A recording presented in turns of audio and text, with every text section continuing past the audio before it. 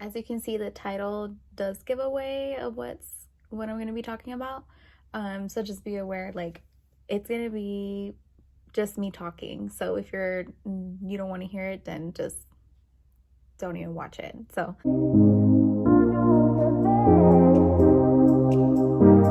but yeah, Bella is asleep right now, and I was like, okay, cool, I'm gonna make this video real quick. We just came back from her 1 month appointment, so she's like knocked out. Like, we woke up at 8:30 and then right now it's 1, so she just passed out like 30 minutes ago. So it was time for her to take a nap. But yeah, it's officially been 1 month since I gave birth to her. I'm so sad. Time is going by really fast. I'm just like, oh my god. Like, I used to complain a lot, like, during my pregnancy, how it was going by really slow because I felt miserable. Like, I just had like all these symptoms, and now I regret saying that because now I wish time was going by slow with her. So future mamas or those who are pregnant, enjoy your pregnancy. For those who watch my 3rd trimester vlog, as you know, I had to get induced. So I didn't just boom, like my water broke or anything. Like, I was not dilating. My cervix was still closed. Nothing. Like, she was just so stubborn. So I had her at 41 weeks and 1 day. So she did come out pretty big. 8 pounds 3 ounces. I was scheduled to get induced at 6 a.m. in the morning. Okay, and this was drama in the mornings. This is what happened. So we go to the hospital. Me and Andres are both tired from like waking up early in the morning, and then plus the night prior we had to get things ready for the hospital. So we get there at 6. I'm pre-registering, whatever. They take my information. And the lady is like, were they supposed to call you? And I said, no, they just called me for a verification, like for my appointment. That's it. So whatever, she didn't say anything. So then I get pulled back to the triage room, and the nurse just has me dressed down. They put the monitor around my belly just to make sure Bella's like heartbeat is good, or if I'm having any contractions, they just want to check on that. So they had me in there for a good maybe 20 minutes, and the nurse comes back and she's like, they were supposed to reschedule your appointment. And her saying that, I was pissed. Like, I was so pissed. Like, first of all, it's 6 in the morning.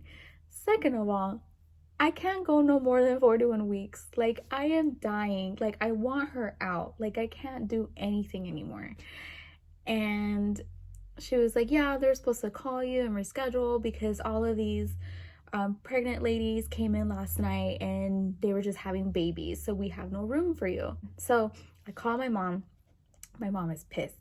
Everyone's pissed because they were on, my mom and my mother-in-law and my dad, they were on their way to the hospital because they wanted to be there. They were pissed. So they happened to come in. I was still in the triage room, and they were complaining to the nurse, like, you know, we have people flying in. We have her fiance called 1 week off. He only has this 1 week off. He can't take any more time off, and da da da. Like, it was just so much drama.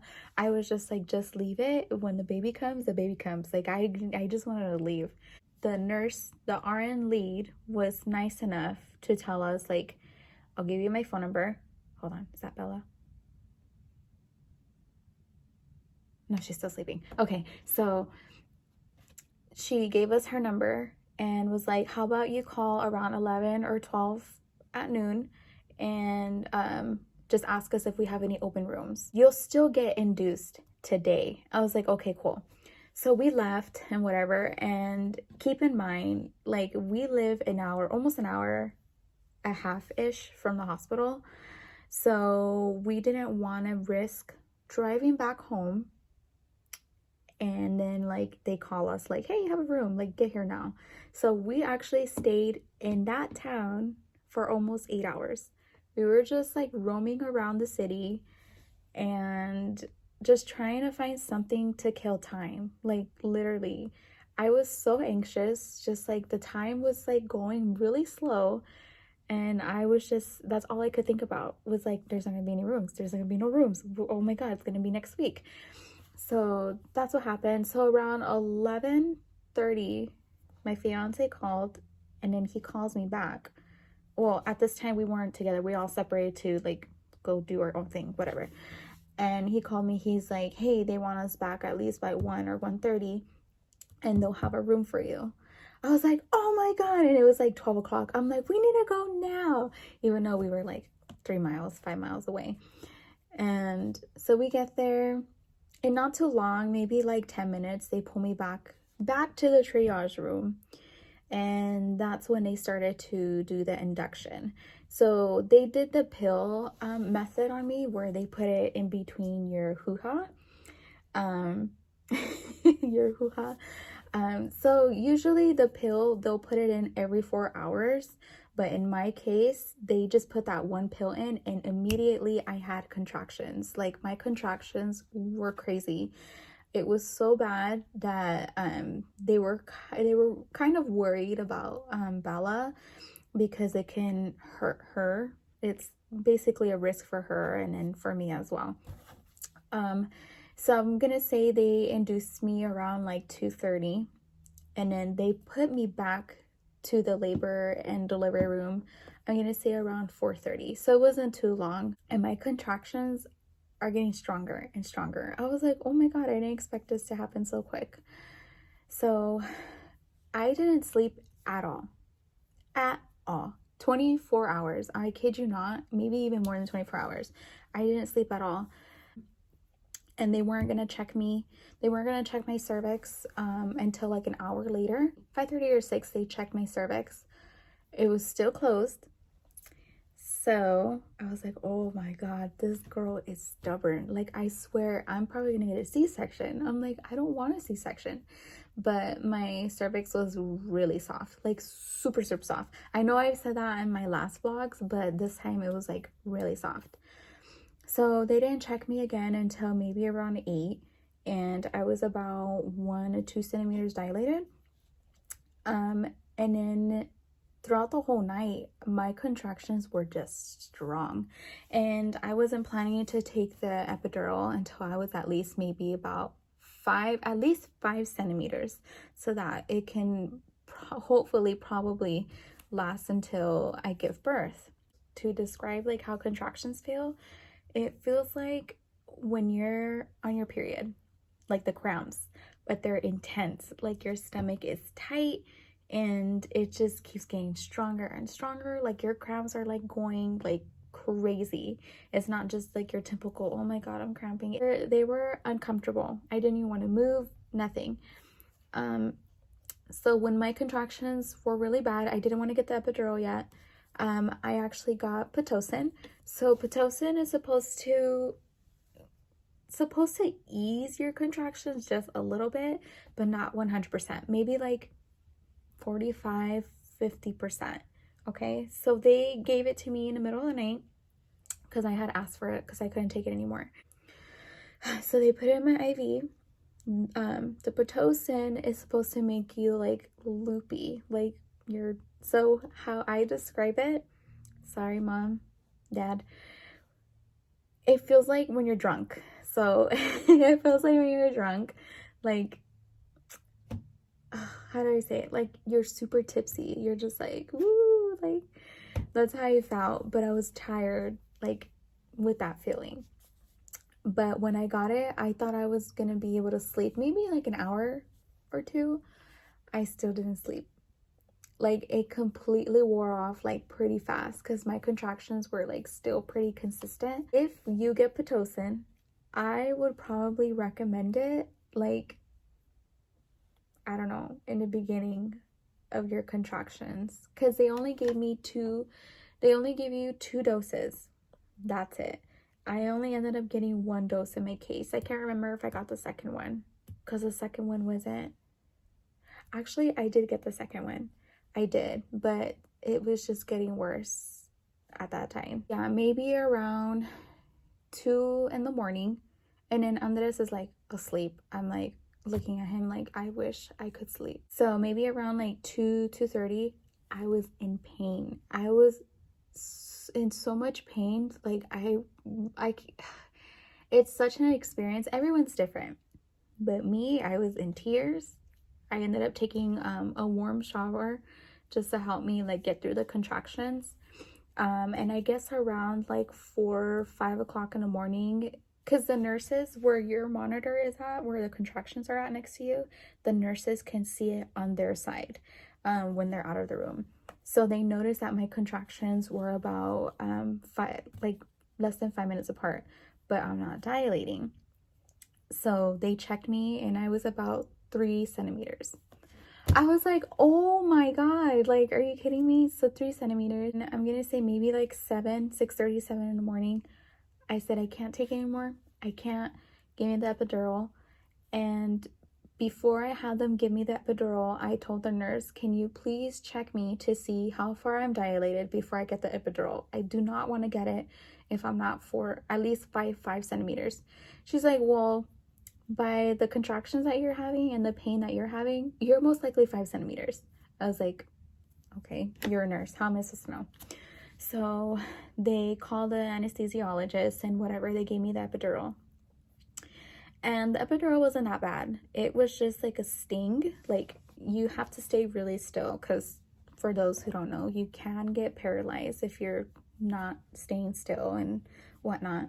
So it was just a sting. And immediately, like, I felt my contractions like go away, and it was such a nice feeling. Yeah, so when I got checked again, I think maybe it was like 2-3 hours later, they checked my cervix and I was only 4 centimeters. Okay, 4 centimeters.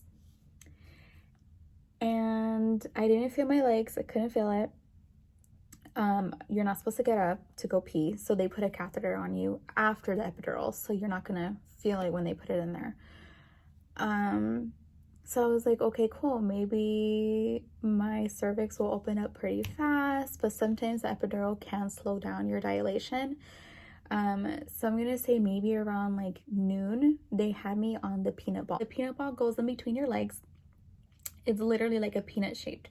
It goes in between your legs, and it's supposed to help you dilate a lot faster. So I went from 4 centimeters to 8 centimeters within an hour. I'm not even kidding. So those who are about to have a baby, do the peanut ball if you're dilating really slow, because it helps. It really works. And I thought it was just BS when I saw it online, but it works. And I noticed when I was on the peanut ball, like, I started to feel contractions. And this was around noon, and I got the epidural maybe around 7 o'clock in the morning. So it wasn't even that long. I felt the contractions on my behind. That's how I'm gonna say it. From my behind. And I asked the nurse, I'm like, are you supposed to feel contractions back there? Because it really hurts. Like, it literally feels like a baby wants to come out from behind and not from the front. And she's like, oh yeah, the epidural is not supposed to be completely, it's not supposed to completely numb you. It's not supposed to be, it's only supposed to be numb from your waist to your legs, but nothing really in between. I'm like, that doesn't make sense, but okay. So whatever, I just pushed it through, and about maybe 40 minutes, they switched my legs around for the peanut ball again, because they did it on one side and they do it on the other side. So they switched me around, and maybe not even 10 minutes, I was dying. I was in tears. I couldn't take it anymore. They brought the nurse in and they checked my cervix, and yeah, I was 9-10 centimeters already. So like I said, do the peanut ball. It works really good. So they went to go call the doctor so they can break my water. And obviously I don't know how it felt when when your water breaks. So now I know for my next pregnancy if my water broke. So when your water breaks, it's like warm water, like really warm, like super warm. Like, I don't know if you've ever, like, I know this might be too much, but if you ever like felt pee on yourself or you peed yourself. No, I've never peed myself, maybe a few times during pregnancy.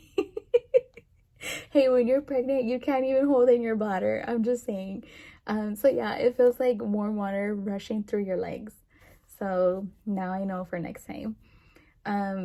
Yeah, and by that time, my epidural was worn off. So it's so crazy because I hear a lot of stories where you're able to control your own epidural with like a remote or something.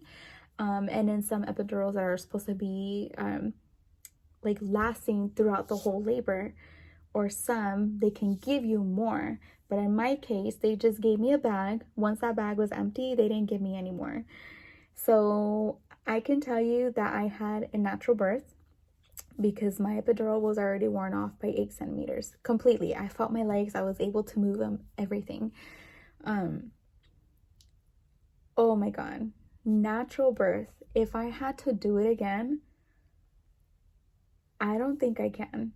I can't. I mean, I have to, but I will try to tough it out and get the epidural when I'm a little farther.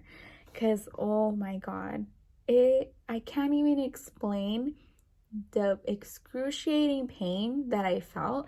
I felt every little thing down there. I'm not even kidding. Everything. And they say they talk about the ring of fire down there. The ring of fire, literally, it turns bright red when the baby's head is like going down. If you Google it, please Google the ring of fire. That is what I felt. It was like excruciating, like maybe 10 times worse, like UTI kind of burning. Oh my God, it's such a crazy experience. But then once she came out, it's like nothing happened. It's like I never even felt the pain. Like all the pain went away. It's crazy. But if I had to do it again just for her, I would. And I don't want to cry. I'm getting emotional.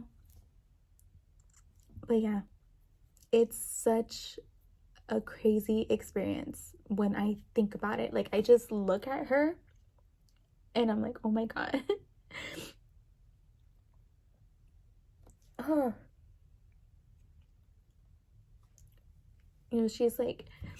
She's such an angel. Like, when you look at her, like, you just think, like, who can hurt a baby? Who can hurt a baby? Like, it just runs through my mind. Like, I work in pediatrics, and like I already get emotional when like kids are being hurt and stuff, but when it's your own child, it hits you really hard. Like, it really does. It's so different when it's your kid. And I never understand. And they say like, oh, when you become a mom, you'll understand. Like, no, your parents are right. Like, you will understand when you have your own kid. So, and I know I'm gonna be saying that when Bella gets older. Yeah, that after that, it was like nothing ever happened. Yeah, 1 month, at least 1 month postpartum already. There are some items that they provide you at the hospital. Everyone's different. So I was discharging for a good 3-4 weeks. The first 2 weeks are actually pretty heavy. Now, that's my case. Everyone's different. So no one tells you that you and the baby are going to leave from the hospital with diapers. Like, both of you are going to wear diapers. Like, I see girls like packing up like just pads that are just long pads. No, girlfriend, you need a diaper. Like, that is not going to help you. Maybe that will work when like you're on your 2nd week of postpartum or 3rd week, but you are going to need diapers.